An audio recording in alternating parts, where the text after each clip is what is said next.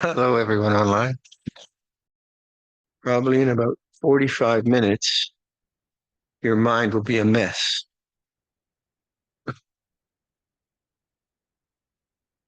Oh my God, what's this? And then you'll lay down tonight and say, "Ooh, this is different." Oh. But the beauty of this practice is that awareness has no quality. Conditions have a quality, and awareness knows. And that's what you're always trying to return to. So you accept the fact that, like none of us want to live in a cave. We want to express, we want to share, we want to be creative, we want to help, we want to be social beings, most of us. Um, so that's all right.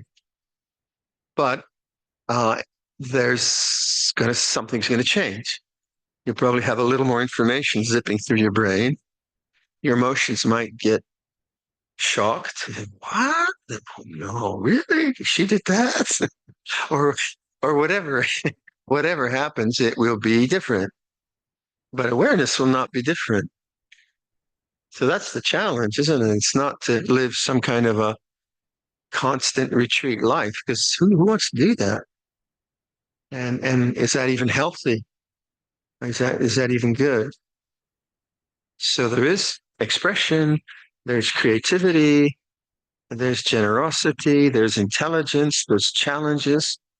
Those are all good things if they're used well. But the bottom line is, to me, always the the understanding of awareness as your refuge, as your real home. Talking about the heart space, head space. That's a kind of really good thing to keep in mind, that when whatever your responsibilities are in the world, a lot of that's going to be taken. It's going to preoccupy you, and your headspace will be very much stimulated. Thought will be stimulated with more, which creates more thinking, which creates more thinking. So that's natural. So, I was just kind of reflecting what would be in a generally what would be helpful. Well, I think heart space and resting the mind as a general kind of principle. So what is heart space? Um, it might be just hanging out with your turtle. They have a turtle. And you just, with a pet, just something quite simple like that, just something loving and caring, simple, and that gets you to the heart space. It might be hospice work. I know a lot of my, some of my friends balance their life out by serving in hospice. You know what hospice is, huh? Care for the dying, which is really, really rewarding for them. Very, very rewarding. Um, Others use music. Like you're not music. There's nothing wrong with music. Monks don't use music because that's just the way we live. But music can be very calming. It doesn't have to be distracting. It doesn't have to be addictive. So any of the kind of creative expressions we have as human, like poetry, like that, Shin Ming, just reading good literature that inspires the mind. I find that something like Shin Ming that really nourishes me in a really beautiful way. Um, Gardening. I know. I guess having a garden in Bangkok is a bit more difficult. Canada, we have more land, but my mom, that was her meditation, gardening. And it really calmed her down. In in Canada, you can only really start planting around June because we get very late frosts. The growing season very short, and you get a frost very, very short. And in the springtime, say in Toronto, the first buds would come up in April, May. And my mother would sit in her sunroom in her house with her binoculars, look, looking at the flowers coming up. She was so excited. The flowers are coming up. And then when I was caring for her, she hadn't done gardening for 20 years, long time, because she lived in a condo that didn't have a garden. So I figured out how to get water onto her balcony. I've never done gardening, and monks don't do gardening, but I did gardening. And I organized with friends to purchase potted plants. And I set up this beautiful, beautiful jungle of flowers, just this lovely jungle. And I think my record is like 60 pots in a small space. And it was just gorgeous. And then I built a ramp for mom to go over onto the port because she wasn't in a wheelchair, but her walker. So I would kind of get her over, which was hard for her. And then she would just kind of walk slowly with her walker and smell things and look at things. And then she'd just sit there. And it might only be like she'd only have the energy to do it maybe 45 minutes, half an hour. But it was so good for her mind. It was so healing and uplifting and nourishing. It you could see she was just very happy, very happy, and that's a sense experience, right? It's like a sense. So you say, well, sensuality is wrong. No, it is what it is. Um, it's wrong when you don't understand it. So for my mother, I could see her sense experience was very negative in the sense that body didn't work. She was legally blind. She took pretty heavy painkillers, et cetera, at 95. Pretty good, actually, considering her mind was very, very clear. And I could see that actually sense experience was important for her, that was uplifting, because her sense, I couldn't say to her, well, just let go, mom. Ploy Wong. Don't make it a problem. Don't worry. That would have been cruel. So I kind of look, well, what is going to actually help you? And you're not a monk, are you, mom?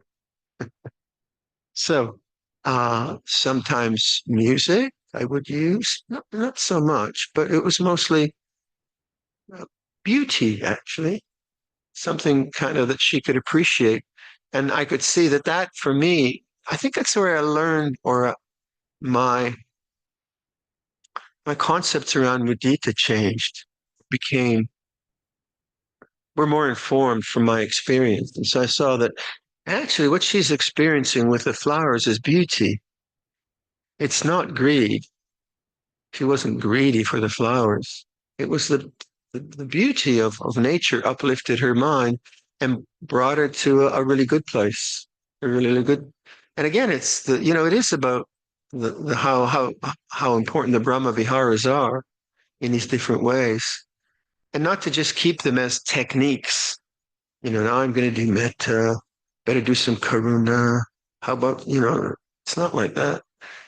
One of the stories I tell about metta bhavana is, you've heard it many times. It's a very good story. There was a very good friend, a Sri Lankan woman, big family. We were doing a lot of metta bhavana. And I asked her halfway through the retreat, I said, so you know this story, but how's it going with the metta? She said, oh, I can't cover everyone. And she had this idea, equal distribution. So like everyone gets 6.5 minutes or it's not fair. I said, whew, it's really hard. No, no, no, no, no, no, Benita, that's not it. It's just about the opening of the heart. And on the same retreat, there was what was she? I think she might have been Sri Lanka, might have been Cambodian. Anyway, it was during the NATO war in former Yugoslavia when they were bombing Belgrade. So her idea was this idea of prayer, metta. So then her whole practice was to send metta to all the people being bombed. She said, I can't do it. I'm getting depressed. I said, well, that's not what you do. So she thought that was her duty to make sure that everyone in Belgrade who's getting, I mean, not logically, but emotionally, that's what she was doing. And the war goes on. And I said, no, that's not what we mean. You just come to the heart space, come to the heart space. And then your language, your writing, your energy in the universe is very, very good. So the heart space for me, as I talk about it a lot, is so important. It's so important, and it's a refreshing abiding.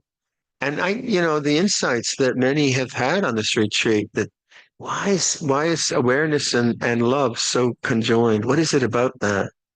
You can't pin it down exactly, but there is that sense that, yeah, is metta really that different from awareness? Is awareness? And I don't have a canonical answer about that, but my intuition is if there is sati and there's metta, then that's a very wholesome and natural abiding that you can have. So there's heart space, and then there's just resting the mind. Isn't it just kind of, okay, you've got now 600 emails to answer, and and how many WhatsApps and lines, and my condolences for all what you have to achieve in the next two hours, but realize that the human emotions and human mind aren't necessarily made for the internet. You know, human evolution came first, and then it got whacked by the internet. And to process this much information, I don't think we're programmed for it.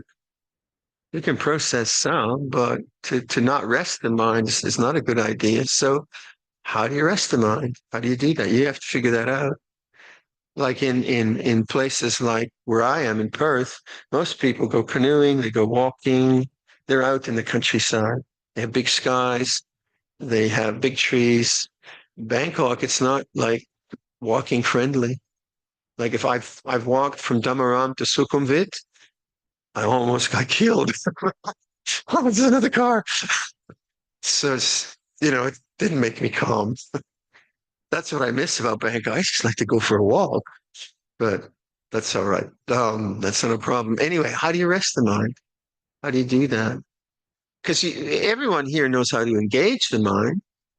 You know how to deal with problems, and you have a lot of barmi for that, for the use of intelligence and problem solving. But the other, how do you rest the mind? How do you actually do that? And it might not be meditation. It might be gardening. It might be listening to a piece of music that calms you.